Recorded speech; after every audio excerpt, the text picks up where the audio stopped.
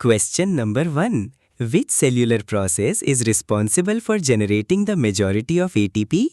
सवाल number 1. Cell में सबसे ज्यादा ATP बनाने के लिए कौन सा अमल जिम्मेदार होता है? आपके पास 5 सेकंड्स हैं।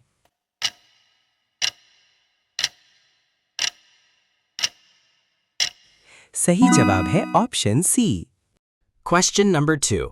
What is the fundamental physical unit of heredity? सवाल नंबर 2. विरासत की बुनियादी इकाई क्या है?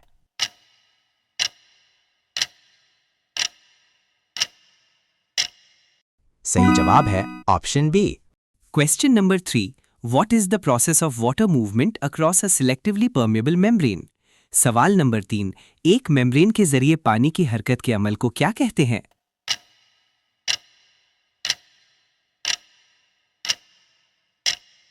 सही जवाब है option C. Question number 4. Which gas is primarily produced during aerobic respiration? सवाल नंबर 4.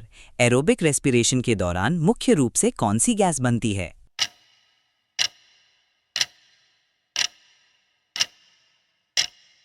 सही जवाब है ऑप्शन सी। Question number 6.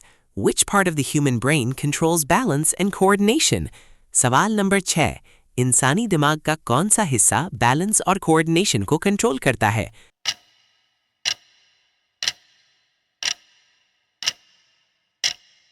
सही जवाब है option B. Question number 7. Which molecule carries genetic information from DNA to the ribosome? सवाल number 7. कौन सा मॉलिक्यूल जेनेटिक इंफॉर्मेशन को DNA से राइबोसोम तक ले जाता है?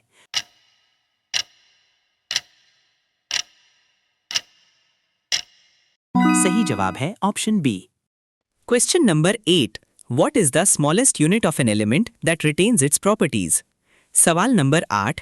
किसी एलिमेंट का सबसे छोटा हिस्सा जो अपनी खुसूसियात बरकरार रखता है क्या कहलाता है?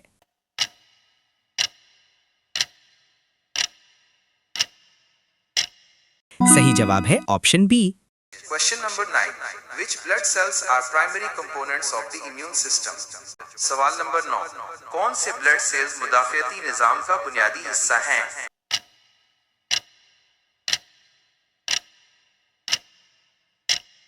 सही जवाब है option D. Question number 10. Which molecule is known as the energy currency of the cell?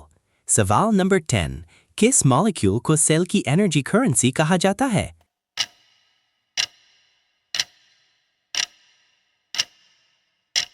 सही जवाब है ऑप्शन बी।